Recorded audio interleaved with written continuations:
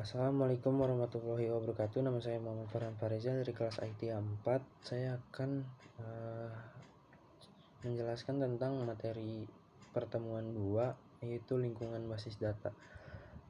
Lingkungan basis data merupakan sebuah habitat di mana terdapat basis data untuk bisnis. Pengguna memiliki alat untuk mengakses data untuk keperluan bervariasi, seperti data mining, manipulasi data, dan lain-lain. Pengguna tidak punya hak mengakses data, baik secara fisik maupun logis.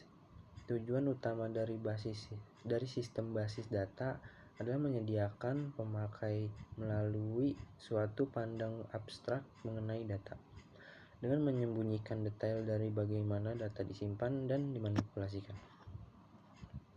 Arsitektur basis data. Pada tahun 1975, Badan Standarisasi Nasional Amerika (ANSI), SPARC, American National Standard Institute, Standard Planning and Recruitment Committee, menetapkan 3 level abstrak dalam database, yaitu level eksternal. Level eksternal adalah berhubungan langsung dengan pengguna database. Level konseptual. Level konseptual adalah level dari para administrator database. Pada level ini didefinisikan hubungan antar data secara logik sehingga diperlukan struktur data secara lengkap. Level internal. Level internal adalah level di mana data disimpan secara fisik dalam bentuk kode, teks, angka, dan bit. Data independence. Konseptual dari level-level tersebut menambah pengertian mengenai kebebasan data independence. Data independence dapat dibagi menjadi 2 bagian. 1. Physical data independence. 2. Logical data independence. Konsep data independence. Prinsip data independence adalah salah satu hal yang harus diterapkan di dalam pengelolaan sistem basis data. Lingkungan basis data. Yang pertama ada client, cache tool, user interface, application program, repository, dan DBMS dan database. Komponen basis data, yaitu ada database, DBMS, application programs, user interface application. Sudah. DBMS. Untuk mengelola database diperlukan suatu perangkat lunak, yaitu DBMS. Pengertian DBMS adalah suatu sistem perangkat lunak yang memungkinkan user untuk membuat atau memelihara atau mengontrol dan mengakses database secara praktis dan efisien.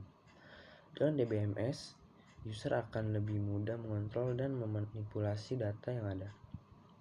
Komponen DBMS yaitu File Manager, Database Manager, Query Processor, DML Process Compiler, dan DDL Compiler. Fungsi DBMS adalah pendefinisian data dan konstruksi data dan memanipulasi data, dan ada juga untuk keamanan data dan integrasi data, dan menyediakan data dictionary. Bahasa yang digunakan DBMS. Data yang digunakan DBMS itu adalah data sublanguage adalah bahasa yang dipakai untuk operasi manajemen basis data. Secara umum, maka setiap pengguna basis data memerlukan bahasa yang dipakai sesuai tugas dan fungsinya. Data Definition Language, DDL. Ini bahasa yang digunakan di DBMS, yaitu Data Definition Language atau DDL, Data Manipulation Language atau DML, Data Manipulation language atau DML juga ada dua jenis DML ya. Yang pertama procedural DML, yang kedua ada non procedural DML. Arsitektur di BMS multi-user. Arsitektur tradisional untuk sistem multi-user adalah processing di mana satu komputer dengan sebuah CPU dan sejumlah terminal seperti seperti itulah. Arsitektur di BMS multi-user. Proses distribusikan ke dalam jaringan sejenis LAN, local area network. File server pengendalian file yang diperlukan oleh aplikasi dan di BMS. Meskipun aplikasi dan di BMS dijalankan pada masing-masing workstation, tetapi tetap meminta file dari file server jika diperlukan. Selanjutnya arsitektur di BMS multi-user, yaitu client server. Client server menunjukkan cara komponen software berinteraksi dalam bentuk sistem.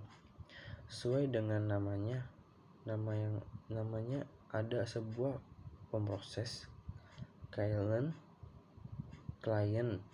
yang membutuhkan sumber dan sebuah server yang menyediakan sumbernya. Selanjutnya data dictionary. Data dictionary adalah tempat penyimpanan informasi yang menggambarkan data dalam database. Data dictionary bisa disebut juga dengan mendata atau data mengenai data. Selanjutnya model data, kemampuan perangkat konseptual untuk menggambarkan data, hubungan data, semantik data, dan batasan data. Model data, file datar. Data file terdiri dari suatu atau lebih file yang dapat dibaca yang secara normal dibentuk format file teks.